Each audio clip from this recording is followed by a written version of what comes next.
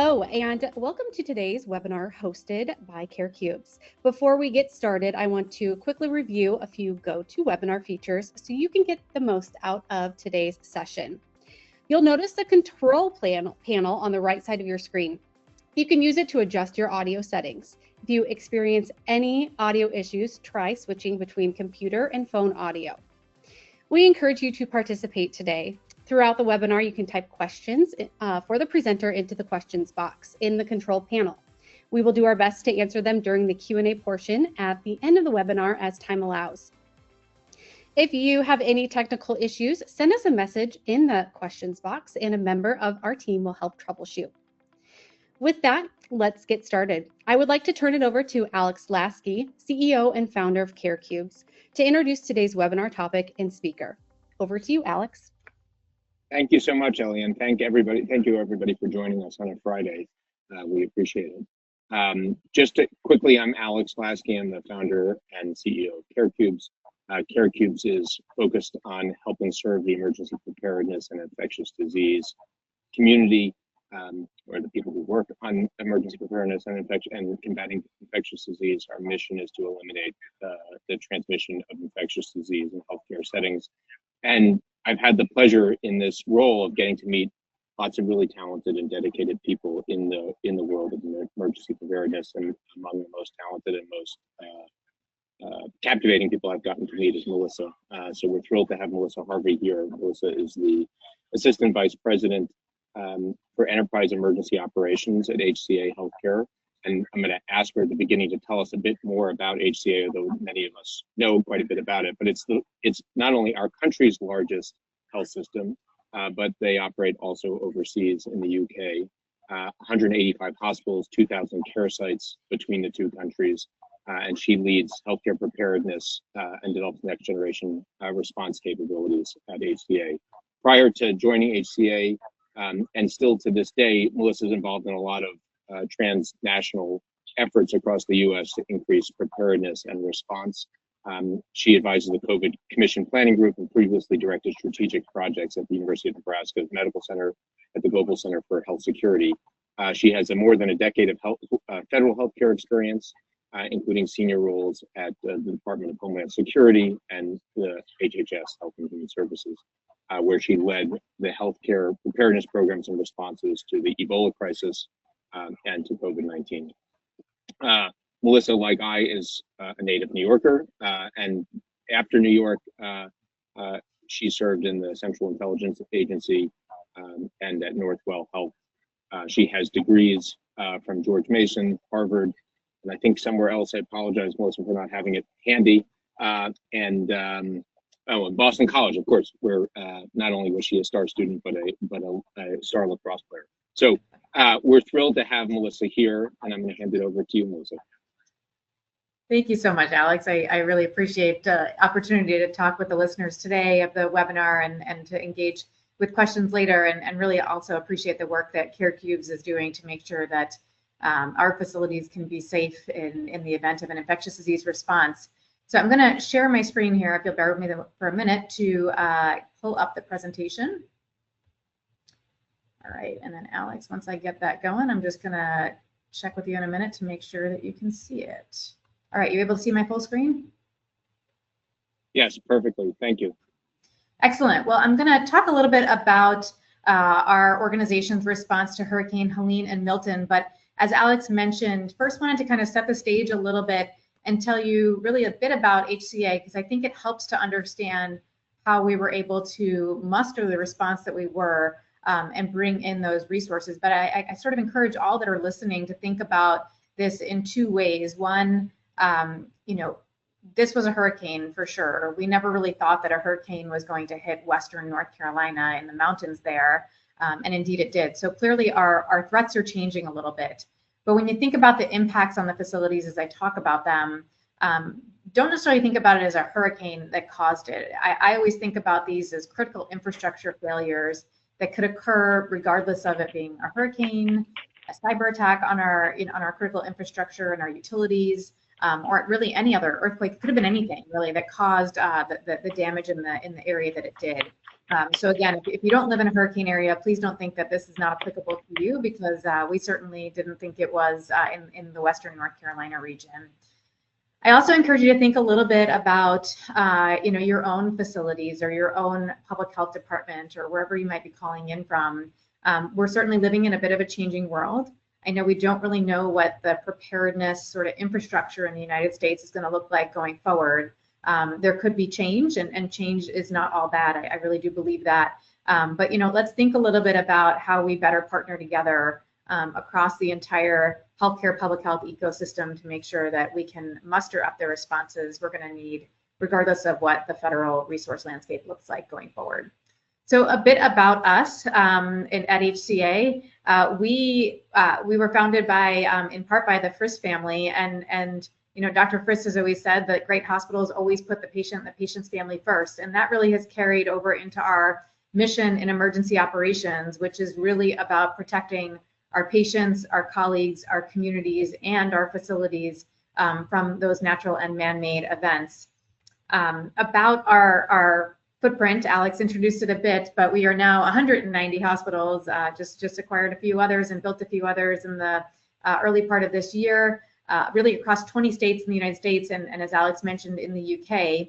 But there's so much more to a health system than hospitals that we're all aware of, and whether that's our 124 surgery centers, our over 1,600 physician practices, 340 urgent care centers, and 173 freestanding emergency departments, almost all of which are ambulance receiving as well. So they're sort of mini hospitals with just an emergency department, but with the full capability of an emergency department that is attached to a hospital.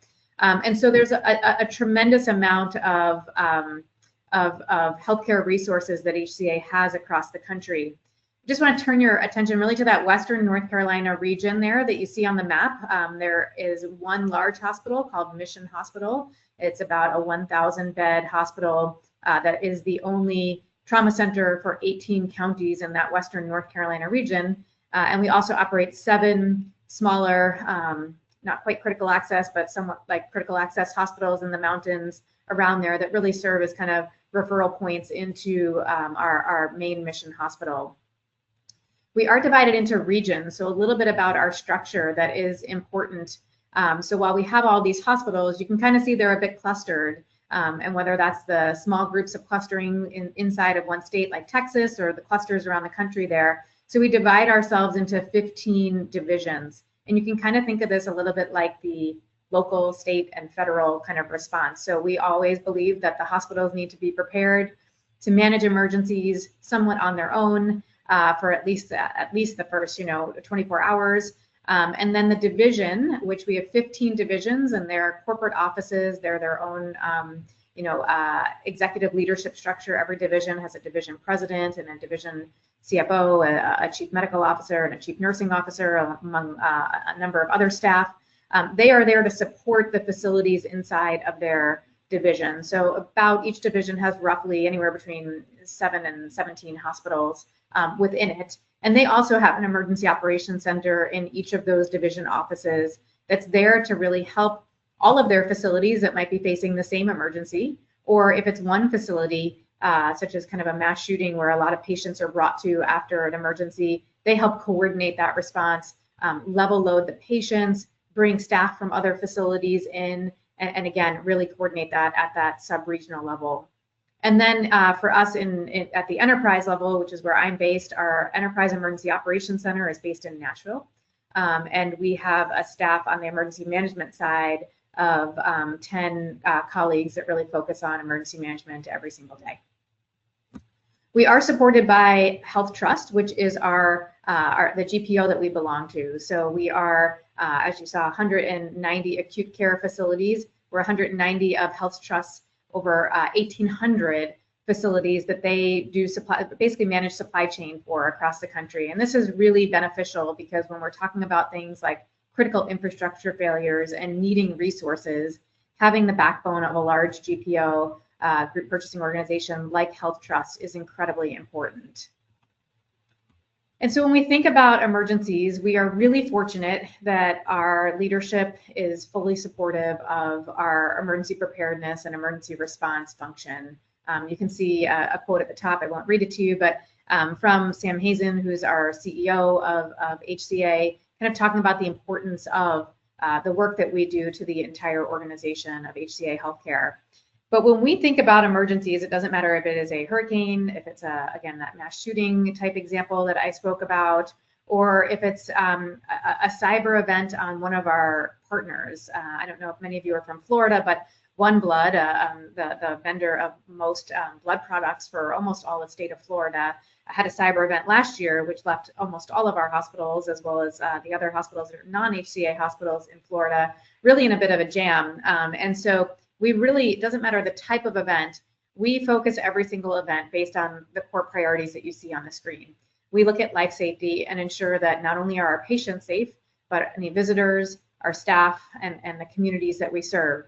And we do not move away from that priority to the next ones until that is handled. Now, that said, you can think of in some ways infrastructure as almost a sub-priority because you'll hear in a bit that the infrastructure challenges we had during Hurricanes Helene and Milton were so extensive that it was difficult to manage the life safety aspect until we kind of had a handle on some of the infrastructure challenges. So in some cases, they do go hand in hand. But really, when the building's burning, you can't really worry about your building. You got to worry about getting your patients out. And so we really start at that life safety. Then we go into that infrastructure to provide the resources that can enable our staff to provide the care to our patients and communities.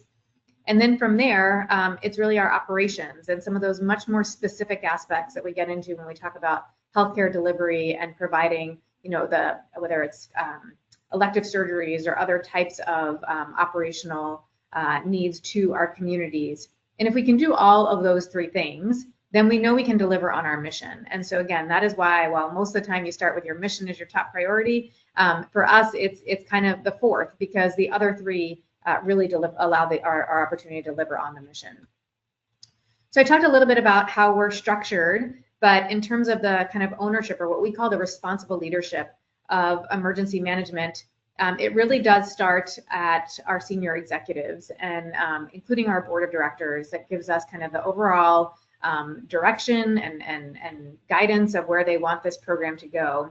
And then from there, at the enterprise level, my team really does set what we call the governance. We are the governance for the enterprise across emergency management. So the goals, where are we heading in 2020, the rest of 2025, and we're even setting our goals for 2026. Some of those goals are generic across the organization, and some are very specific down to the facility level. We also have numerous councils that serve as governance at the enterprise that trickle on down to the division and the facility level, which is important because without that governance, you don't get that leadership and that what we call responsible leader buy-in to your programs and that visibility that your programs really need. Then at our division level, you can see again, they have the kinds of staffing that they have, as well as the types of governance they have. That division EOC sets a lot of the priorities for their facilities and is managing, in most cases, the vast majority of the day-to-day incidents that happen inside a facility. My team, as small as we are, would not be able to manage every pipe burst inside of a facility for 190 facilities. So that's really where the division and those division leaders come into play, division supply chain, division information technology, to provide the support to facilities when they're impacted. And then at the facility level, it's just like any other hospital in the country. We have our emergency management committee and our responsible executive at in the C-suite, along with some of our facilities that have full-time emergency managers, but the vast majority do not. Like many of your facilities, I imagine it's similar, where the designee for emergency management wears many, many, many hats, and it's our job to really support that leader in making sure they have the tools and the resources that they need to do their job efficiently so that they can focus on the many other responsibilities that they have.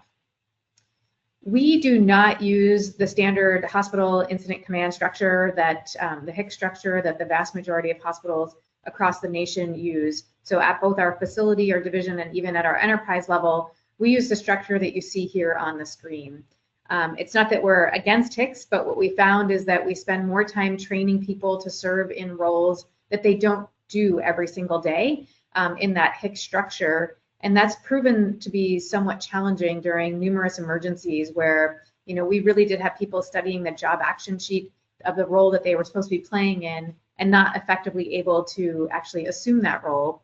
So we've taken our day-to-day roles and titles and organizational structure and just changed it into what we call these 5 functional areas: clinical, infrastructure, support, administration, and intel. And every one of these blue boxes that you see here has a leader, and that leader comes into our enterprise EOC, and at the division level, the division EOC. And then the only change really, they're doing their day-to-day job, they're just doing it much quicker and in some ways under a lot more pressure. But the difference is that they are reporting into a different executive leader than they would be day-to-day. So for example, you see our transfer centers, which is our how we kind of move patients throughout the entire HCA system every single day. That does not report to a clinical leader day-to-day, but in the event of an emergency, when we're moving patients rapidly and sometimes need to prioritize who we're moving, that becomes a clinical function.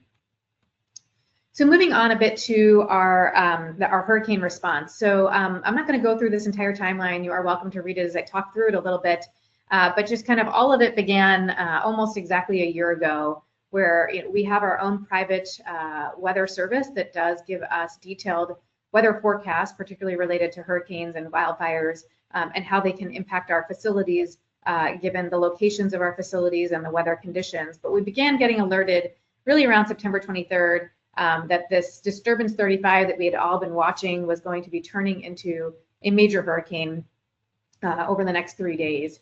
And so the predictions were that it was going to hit somewhere around the Tampa Bay area, where we have what we call our West Florida division with about 15 hospitals, and then travel north through Florida and into Georgia, where again we have hospitals in our North Florida division as well as in middle to western Georgia. About 45 hospitals in total in those 3 divisions. So it was obviously we activated our EOC. We began what we call de-risking, which is when we move vulnerable patients that we are not comfortable keeping in facilities that may or may not be in the path of the storm. And a lot of times those are power dependent patients. So ICU patients that might be on ventilators or other critical patients. Behavioral health patients are another good example of the types of patients that, again, should something happen in those facilities during the storm, it's very challenging to move them during the storm or immediately after when resources are even more constrained. So we did quite a bit of de-risking of our facilities and full evacuations of a few facilities as well. And that storm then did wind up hitting 3 days later on the 26th of September as Category 4, really kind of in between West and North Florida and that Big Bend area. A tremendous amount of storm surge and record-breaking surge in the St. Pete's and Pasadena areas of Florida. And around that time, kind of we started hearing that there was going to be some flooding in Western North Carolina. The analog year they gave us was 2004. And there was some, again, tremendous flooding that year. Nothing at all like we wound up seeing something way, way worse, obviously, a couple days later. So we did deploy our incident response team, which are leaders, and I'll talk more about this throughout the presentation, leaders from across the organization, whether they're at the C-suite leaders or emergency managers, HR directors, safety and security, facilities management and engineering, even clinical staff, physicians and nurses, deploying them across, obviously, Florida. And then we deployed a small team to North Carolina, thinking in the event that something happens, let's have them there to help manage the incident with the North Carolina leadership team.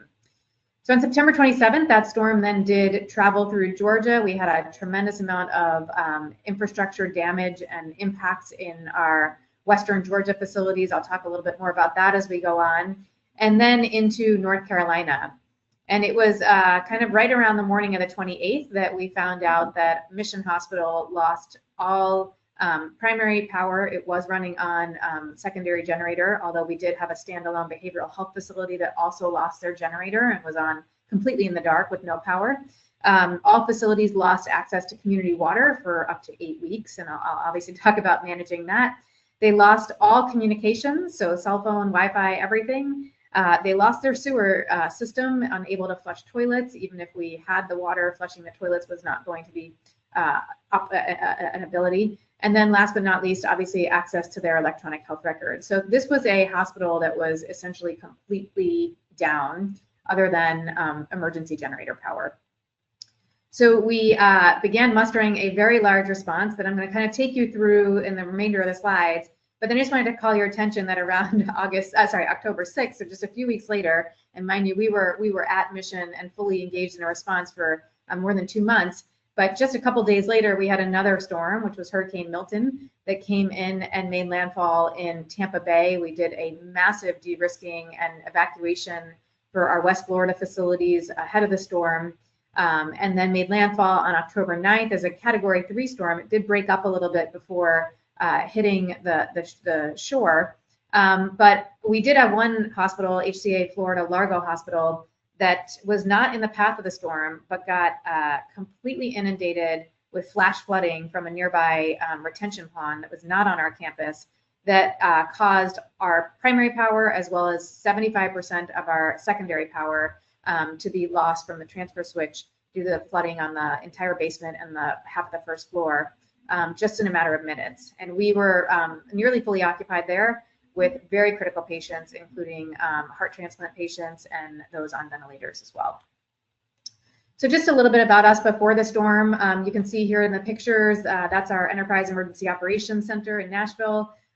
We do have some assets that we keep in our warehouses across the country, one of which is what we call our Tiger Dam, which is on the bottom right-hand side of the screen. And that is a flood mitigation system that we can put around vulnerable hospitals, such as Pasadena Hospital, which is right on the water near Tampa Bay. And that really allows us, we blow up those kind of tubes and stack them on top of each other and anchor them into the ground. They're full of water. It kind of creates a dam to keep the water outside of the facility. And that really did prove to be a bit of a lifesaver for the Pasadena Hospital. But ahead of the storm, we did evacuate 74 patients and transfer them to other HCA hospitals to make sure that they were out of harm's way. In terms of resources, we deployed numerous generators, fuel trucks, water, and this is just for Florida and Georgia. I'll get into North Carolina in a minute. I mentioned those incident response teams that we maintain, that we deployed ahead of the storm to Florida, that Tiger Dam, and even more water, because we're going to learn water is very, very important.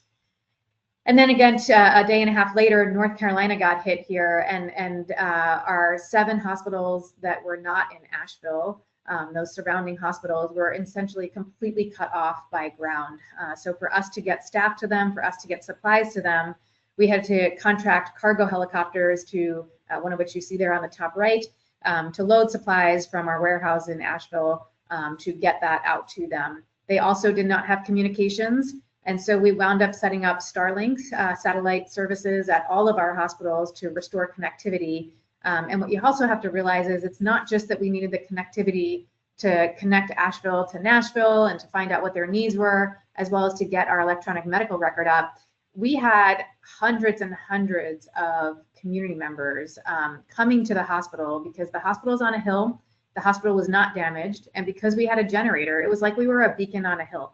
There was lights there, and people came there to congregate thinking that's how they could let their family members know they were okay, use our Wi-Fi, charge their phones, but also inevitably after storms, when there's no power, when there's no water, community members get sick. Those that rely on electricity and oxygen and other kinds of critical resources don't have them. And so we did have about 300 patients just in the first 24 hours after the flooding occurred, 300 patients on top of our usual emergency department average census show up for care, creating quite a surge on the hospitals.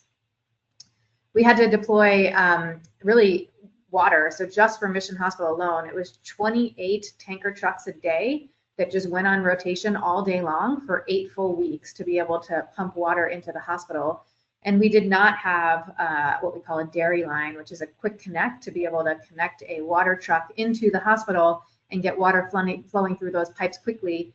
We didn't have that. That would have been lovely. So we had to deploy engineers from Texas, when they experienced this during Hurricane Harvey, to come and essentially build a valve to in the front of the hospital to kind of, in some ways, kind of MacGyver a solution so we could put the water tanker trucks into the ground with a valve and then connect to a pipe underground to be able to get that water flowing. We also dug 2 wells to make sure that our HVAC systems could remain cool and that our chillers could remain cool. So digging 2 wells in just a matter of a couple of days was no short effort. And then for our colleagues, keeping them somewhat comfortable and safe was really important as well. So many of them did not have power or water at their homes, so we brought in portable showers and laundry units so that they could, at the end of their shift, take a shower, bring their family to take a shower, have some laundry units available for them to do their laundry. And then it was around that time, just a couple days after getting down there to support the response, that we were able to work with 5 hotels in the Asheville area for HCA to essentially take over. They didn't have power or water either. We brought our own generators and water trucks in so that we can make those hotels fully operational for not only the responders that were coming into our hospital, but also any family members and colleagues that did not have a safe place to live at home. That was a game changer. It just boosted morale so much for those workers in the hospital, but it also changed a lot in the community as well, because now those workers at the hotel, the food service workers, the housekeepers, front desk staff, engineers, they now could go to work and begin recovering as well, whereas they would have been home without a paycheck without that. So I won't go through all of this. I will highlight a few of them. I talked through this a little bit, but you can sort of read the line listing of resources that we deployed. But the 2 key pieces that I hadn't mentioned that were incredibly important were the staff. So our mission hospital team was surged with patients, and many of our staff could not come into work. They either could not get there because of damage to their homes, or honestly, it wouldn't be fair to make them work with what was going on around the community. So we deployed 450 nurses from across HCA, all the way from nearby markets like Nashville, Tennessee, to Salt Lake City, Utah, where nurses came in to kind of really rapidly learn the EMR system. Of course, the Nashville area for us is not on the same electronic medical record as the rest of most of our markets are, so they had to learn a new medical record, gain access to all those areas in the hospital where they need to work, including medication rooms, and then begin assuming care for those patients so our nurses could go home, as well as 50 physicians that did that on top of that. You can imagine it was a really traumatic time, and so we really relied on our behavioral health response team that came largely from Methodist, Texas, to be able to support with therapy dogs and crisis-trained staff on the other end of the leash to help a lot of our colleagues kind of get through the devastation that they were seeing inside of the community. We are very fortunate to have a set of what we call mass transport contracts. One of them is with Global Medical Response. It mimics sort of the FEMA ambulance contract on the federal side, but it provides us with ambulances up to 100 that we might need within 24 hours dedicated to HCA. And on the air side, a similar structured contract with Air Methods to be able to get patient care helicopters and patient movement helicopters, as well as cargo air support and fixed wing planes should we need them. And that really allowed us to augment the EMS system, the 911 system, as well as the interfacility transport system in the Asheville area to make sure that we could get patients into the hospital for the care that they need. So what was most impressive to me, people ask me that all the time, like what was the thing that shocked you the most during this this response? And it was that when you went into mission and you walked into that hospital, sure, there was definitely chaos happening behind the scenes. I'm not going to pretend it was all perfectly calm. Again, we brought in 450 nurses and had to house them in the hospital on top of allowing them to work in the hospital. And we didn't have sewers and we didn't have water for a while, and we were on generator power and we had no communications. Again, it was not just seamless, but at the same time, when you went on a patient care unit, not to the general parts of the hospital, but when you went on a patient care unit, you had no idea that an emergency had just happened and with such devastation around you. Babies were still being born. The hospital was incredibly clean. Patients were getting excellent care, and that's probably the part that not only am I most proud of, but is truly the most remarkable. So after the storm, much of our mission became about really caring for our colleagues. Once we had the hospital somewhat stable, and you'll see here a little bit about the patient transfers, we didn't transfer the critical patients out because again, we really viewed that as staying operational despite critical infrastructure failures being really important, and instead moved a lot of our discharged patients that couldn't really go home because they didn't have a safe place to go to other parts of the state, skilled nursing facilities and medical shelters, and really partnered with the State Department of Health to make that happen so we could create the most amount of space and room available for those critical patients coming in. But the majority of the response for the weeks after really became about supporting our colleagues. And I can't stress this enough. As emergency managers, just when we're exhausted as the response is ending, it's really not over. And figuring out how you care for your colleagues is so incredibly important. It's important for not only making sure that our patients can be cared for, because without them that can't happen, but it's important for community recovery. It's important for retention of staff over time, and just important to make them feel like they're part of a bigger family there supporting them. So we set up what we call mini marts and mega marts. I honestly hate the names, but I can't come up with anything better. So if anyone has any ideas, I'm all ears. But these are areas where we set up in large conference room space in the hospital, whether it's shelf-stable food, water, cleaning supplies, personal hygiene products. In some cases, it's ice and generators, small generators for people's homes, even some home improvement items like tarps and ropes and staple guns, so that, again, our colleagues, when they're done with work, can stop down there, get what they need for their family, diapers, formula, whatever it is. It's sort of in there. Those basic needs are in there so that they don't need to wait in line after working a 12-hour shift at Walmart with tons of other, or Home Depot with tons of other community members looking for the exact same things. During really large-scale emergencies, we set up what we call mega marts, and that's when we supply gasoline trucks for colleagues' cars, because without power, it's really difficult to go to a gas station. Most of us don't carry cash anymore. And it's also, again, without water, difficult to shower or do laundry. And so we have an area where they can fill up their cars with gas to be able to get them to and from work and around the community as necessary, and then shower and do some laundry. So just some stats there that you can read about what we did. And then again, our therapy dogs, which really rove those 7 hospitals for many, many days after the fact. And we partnered again with our mass transport partner, Global Medical Response, for some of their therapy dog services as well. So just real quick, Milton's a bit of a shorter story, but no less devastating in a way. As we were still trying to muster a lot of that colleague support mission that you saw, and even some of the patient decompression mission at Mission Health, we got word that there was another storm coming, and this was Milton, and it was really billed to be one of the largest storms barreling toward Florida. At one point, it was a Category 5. It did again break up quite a bit. Given the reports that we were seeing, we undertook the largest patient de-risking mission that HCA has ever done. 660 patients were moved across Florida to get ready for that storm. This storm was unique for a few reasons. One, it's one of the few hurricanes that I've ever seen that came with over 125 tornadoes. Some of those were even in parking lots of our facilities. And so in our emergency operations center, as we're getting ready for hurricanes, we're getting colleagues from across Florida sending us videos of tornadoes barreling toward them. So that was a situation I would prefer to never be in again, if I can control that. So again, a very, very unique storm, no less dangerous than Helene. And really what we found, and as I mentioned with Largo, when the flooding happened in Largo, we had to really think through very, very quickly a couple of important points. One, when we lost power due to the flooding, how do we get the most critical patients as close to an area of egress as possible? So that way, when it was safe to transfer them, we could do that very, very rapidly.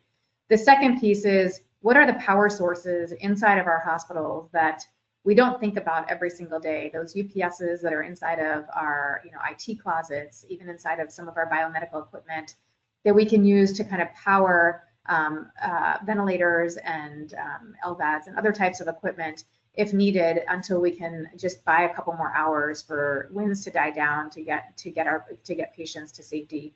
And so again, that was a bit of a different contrast to Hurricane Helene, which the hospital was fine during Helene. The critical infrastructure around it failed. Here it was the hospital was really not okay. The hospital was taking on water and losing a lot of the functions that keep patients safe. And we really had to figure out how to maintain that safety overnight until we could get those patients out. And really, really proud of the team there, as well as our other hospitals, such as HCA Florida Brandon Hospital, that sent us EMS staff to be able to rapidly move those patients the moment it was safe to do so.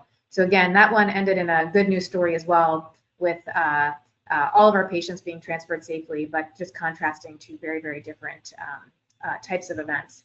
We did a very similar colleague support mission in Florida as well, so gasoline trucks and ice and mini marts and showers and laundry facilities. So kind of all total, our emergency operations center in Nashville was activated for over a month, 24/7, just managing these storms.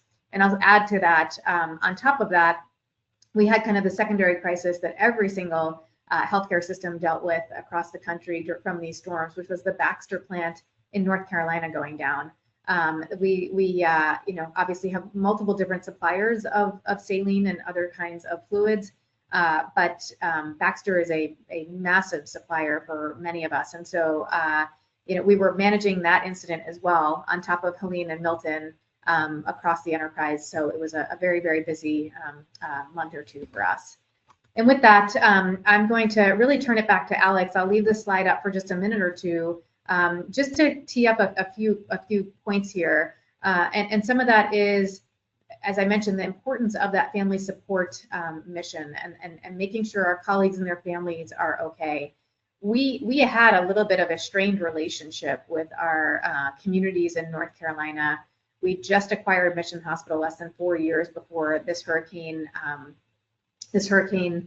hit in North Carolina, and there was definitely some challenges that we had been experiencing with the community. But they saw how we kind of stood up, not just for our colleagues, but the whole community, and it really changed the way that relationship has been sort of going forward. And so I can't emphasize enough, in emergency management, it's not just about our physical four walls of our building and the patients inside of them. It is truly about so much more than that. So Alex, I'm happy to turn it over to you, and we can, I'll stop sharing my screen for a moment, but if there's something else that you would like to see, we can pull that up later. That's wonderful. Thank you very much, Melissa. It was terrific. And I knew some of this content, but now know much more. Although I'm struck by, at the end of that, when you talking about that you described the fact that Mission Health stayed working and the hospital wasn't the problem, as opposed to in Florida. And of course, you're describing a hospital that is remaining working, even though you had just previously told us the toilets didn't flush and there was no water or septic or electricity or internet. So remarkable how you can put things in context, given the number of emergencies you're dealing with. Ellie, so thank you very much. Ellie mentioned it at the top, but please, for those of you in attendance, you can feel free to post any kind of questions you want. On the top right of the screen, I think you should see a question mark. Click on that. You should be able to type in questions. We have a couple of questions already, but I want to encourage people to send in more. So with that, though, as we're waiting for questions from the audience, the questions can be for Melissa, and there's already a question for me in here, but which I can get to also. But eager for as many questions for Melissa as possible, particularly as we enter hurricane season again. Melissa, question I have that I suspect is on the mind of others in attendance is, you described up front the sheer scale and organizational heft of HCA. How would you think about this if you were in the role that you're in at a smaller hospital system, or even if you had been at Mission before? As you said, Mission was only acquired 4 years earlier, so I don't recall what the structure was at Mission before. But what's your advice, and how do you think about solving this problem if you're at a place that's a lot smaller than HCA? Yeah, I mean, it's a great question. There's not really an easy answer to that, but at the same time, I really view kind of partnerships as critical. So in my prior roles in the hospital preparedness program, we looked at building healthcare coalitions, which now exist across the entire country. I know there's, people always say, if you've seen one healthcare coalition, you've seen one healthcare coalition. There's no doubt that that's true.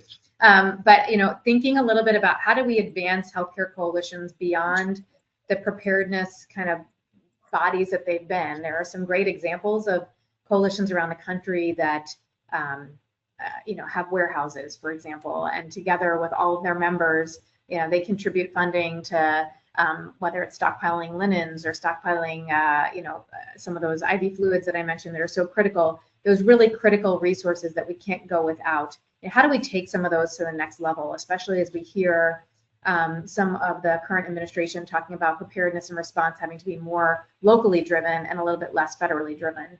And don't get me wrong, we still, during catastrophic events, during COVID and other events, have to rely on the federal national disaster medical system and the disaster response teams that they bring in, despite our scale. But I think a lot of us need to think about healthcare as, it's our duty. We are a first responder. The fire department, as first responders, can't always call in the feds. When there's a fire that's challenging, they call in mutual aid from communities around them. And so how do we do a better job, not just planning together, but thinking through actually responding together? That's terrific.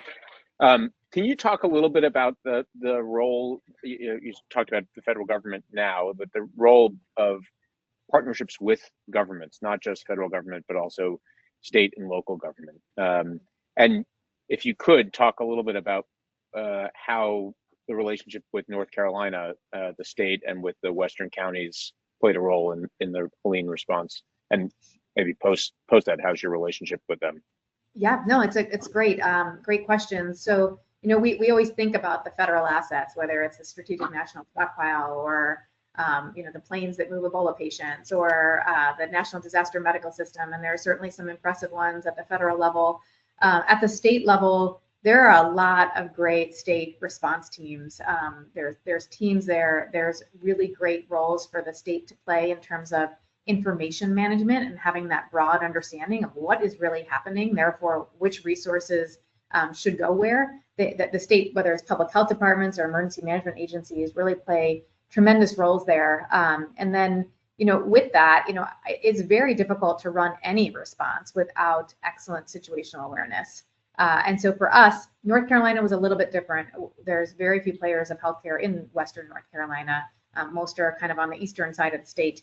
And so we felt like we had a fairly good grasp of what was happening in the impacted areas in Western North Carolina. And we do manage the healthcare coalition and maintain the warehouse for the coalition in that area. So situational awareness for us was not really the challenge, but again, it was relying, how could the eastern part of the state help to decompress what was happening in the western part? And that was really where we relied on our state partners to say, we'll take care of the critical patients, but we have so many patients that are occupying beds now that don't need to be in a hospital, and we need your help figuring out what to do with them. Essentially, that's not where we can be focusing our attention. And they did a tremendous job pulling together, as I mentioned, the skilled nursing facilities and others. And so I do encourage everyone to kind of define roles before an emergency. Sometimes we think that our states are going to come and have MREs and bottles of water ready for us after an emergency, and that's not what they're there for. Some states might be able to, others can't. So know the capabilities, define the roles. Is your state partner an information sharing mechanism, or do they actually have resources and assets to deploy? And then again, what unique assets and resources do other health systems around you have? We always say we don't talk about the health systems in the markets where we are as competitors. They're our neighbors, because if one of them fails or has a problem, it's going to become our problem. And so for us, in a lot of ways, those we're willing to use our resources for those neighboring health systems. I think a really good example of that is in Georgia. Augusta and Waycross, Georgia, both lost water. Apparently, Helene was the emergency where water is going to go down across the board, but they both lost water. And we quickly realized, we could put generators and water trucks at our hospitals, but that's not going to, what that's going to mean is that the nursing homes all around us are going to evacuate to our hospital. Instead, if we use those generators at the water treatment plant and keep the water treatment plant going, we might be able to keep people where they are, and then that's going to mean there are not massive evacuations to our hospitals. So I kind of encourage us all to think a little bit about those partnerships and how we can deploy the resources to kind of better serve all of us as opposed to just an individual facility. That's great, thank you. I was struck by that description you had of being this beacon on the hill where people were coming even just to check internet or to be able to be in touch with their families. So the role that the hospital plays as a public institution, even if it's a privately held one, it's open to everybody. Thank you for all of that. I have a question here, actually two questions, one for you and one for me about equipment specifically. So maybe I'll ask you yours first, which is about the Tiger system, the dam. And just going to ask the full question to make sure I don't miss it. Can you describe it a bit more? Sure. And you said it's filled with water, and are there ways you can point us to more pictures or descriptions, and then specifically a question of like how long does it take to deploy and set it up, and are there factors involved? Great questions. So actually, if you Google Tiger Dam, there's a couple of YouTube videos of it being set up, and not the HCA's, but in some municipal jurisdictions across the country, and we found out about them. Again, one of our hospitals constantly floods during hurricanes, so we said we've got to figure out a way to make this just stop happening. And so we did some research and found the Tiger Dam was actually the most usable for us, because I know Tampa General, for example, uses a aqua fence, is another kind of flood mitigation system. When that's always going to stay at the same hospital, it takes up a lot of room. Having a resource like that might make sense, but it can fit inside of a trailer, and you can drive it around wherever you need to.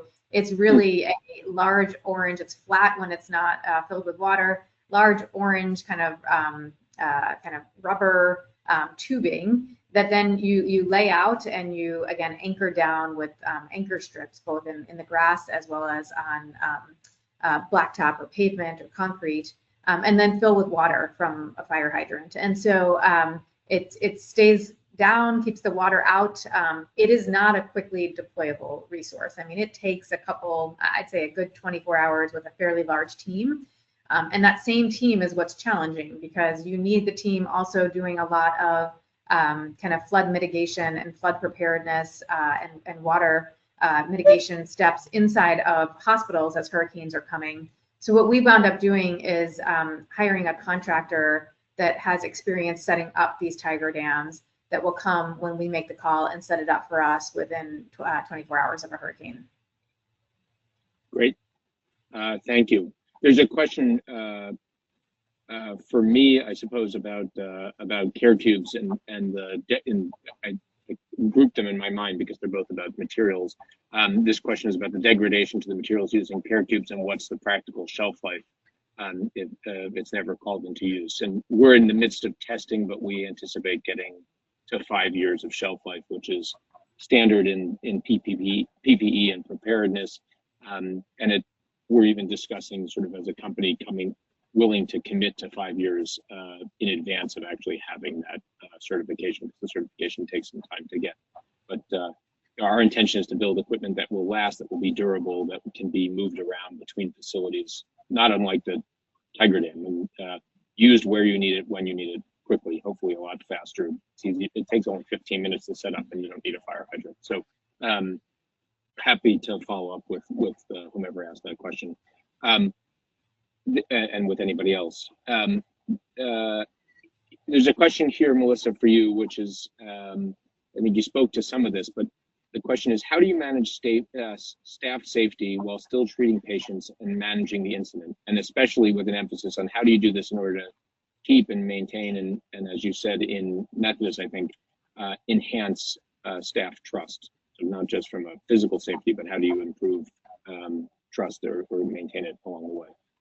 Yeah, I mean, I think your trust is built over time, obviously, and you know, I'll take the staff safety piece first. We are really big on training, but not we're going a little bit away from conventional training. These sort of learning management system required modules that we all go on, and hopefully no one from HCA is on here, because sometimes I make my children just like hit advance on those for me while I'm cooking dinner just to get through my required trainings.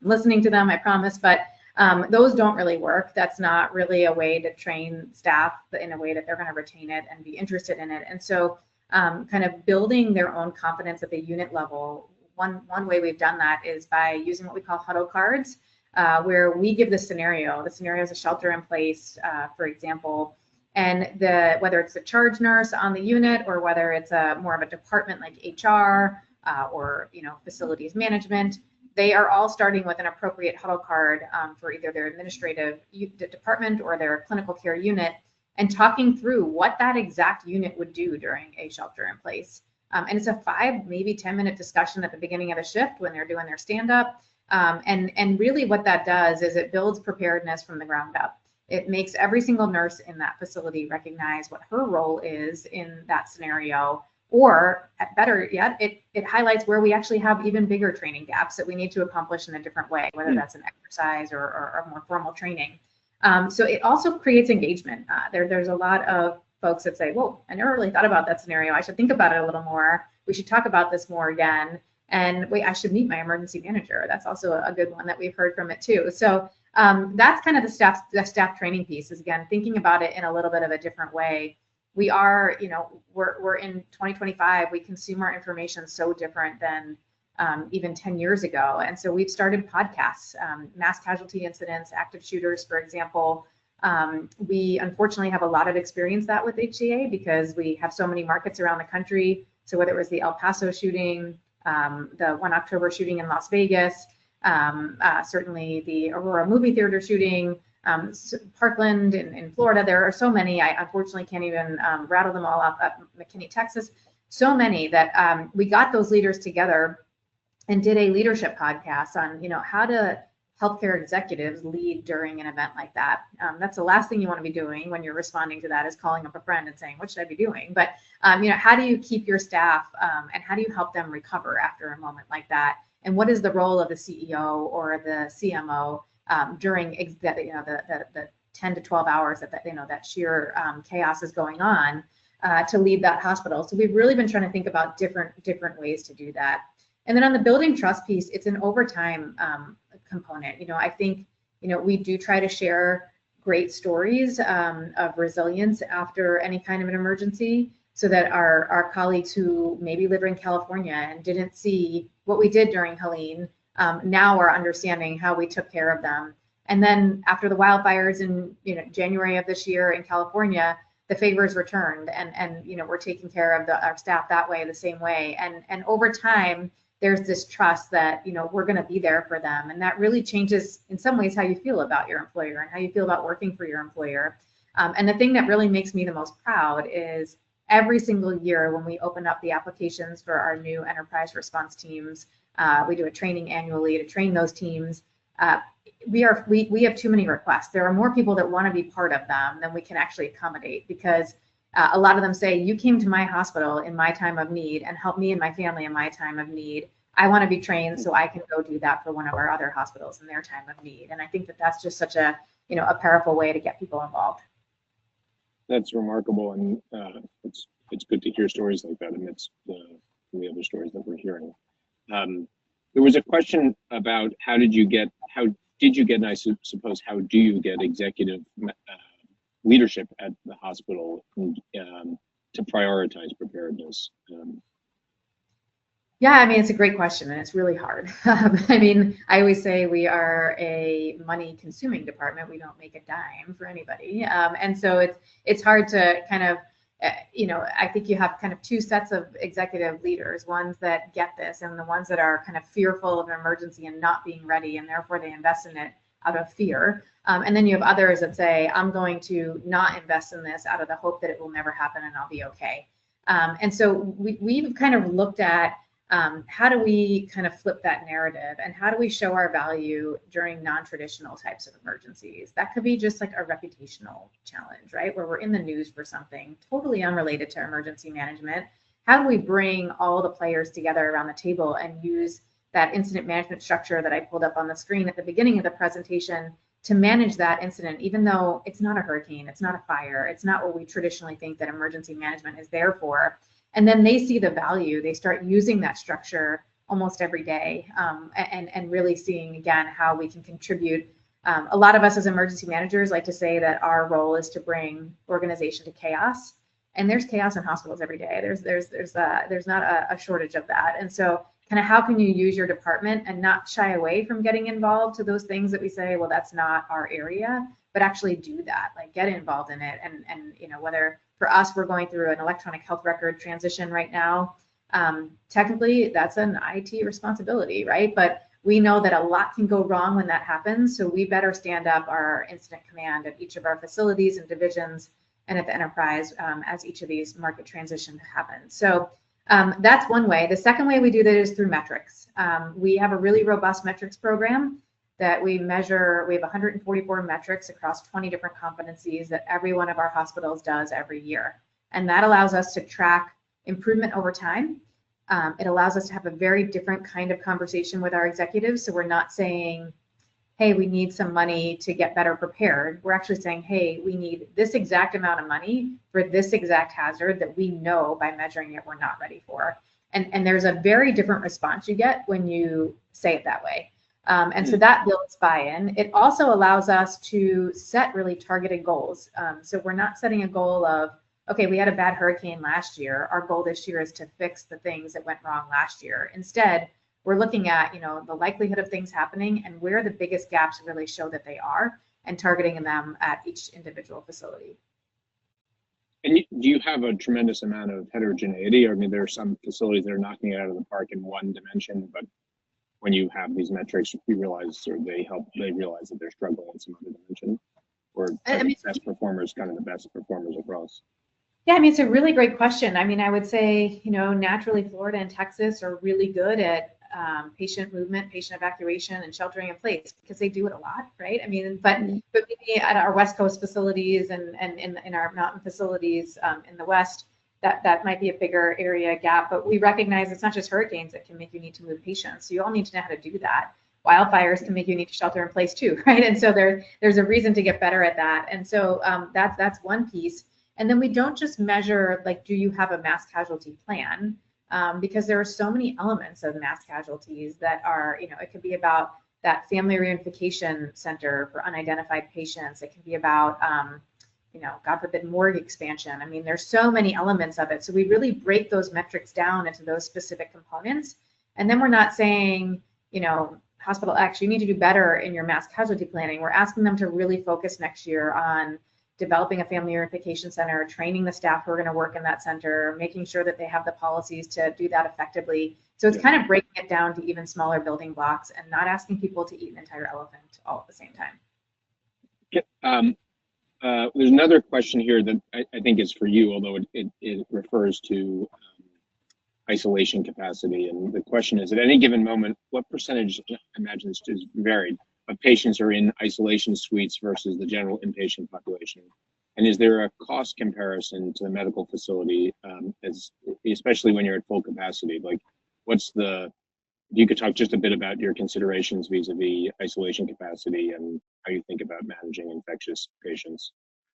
I mean, I don't know the numbers on that, but what I can say about that is, you know, isolation is a challenge for a couple of reasons, right? It's got to be more expensive because of the amount of PPE we're consuming, right? So that's number one. But number two, the isolation really can create bottlenecks.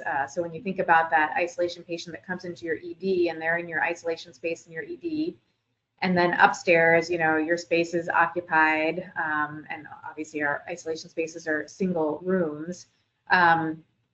You can't move those patients from upstairs, from the ED to upstairs until you kind of move the whole chessboard around to like perfectly match, and that takes time to do.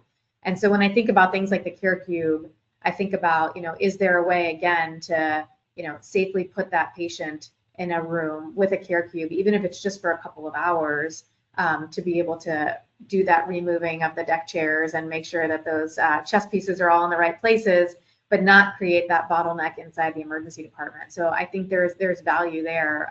I don't know the percentage that are, you know, in isolation today. I imagine it very much varies, and also varies on the, you know, hospital-acquired infections and other kinds of, you know, quality challenges going on, which I know also vary across the country too. So, but I see so much value aside from just the special pathogens patient in a resource like the Carecubes. Thank you. We're running out of time here, so I'm gonna thank you again, Melissa, for being here, and thank everybody for joining. I have a couple of pieces of housekeeping that just take care of. One is, if you have other questions, and we didn't get to all the questions, so if you have other questions, please email us. You can email us at partners@carecubes.com. You'll also be getting follow-up email to which you can respond with questions.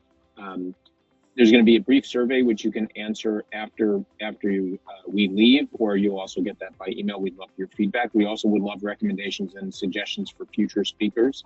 We have a growing active blog, and the last piece of it is that we're going to, this conversation has been recorded. So if you missed some of it, or if more importantly, perhaps if there's colleagues who you think would benefit from hearing what Melissa has to say, don't worry, you'll be able to find the recorded recording of this webinar on our website.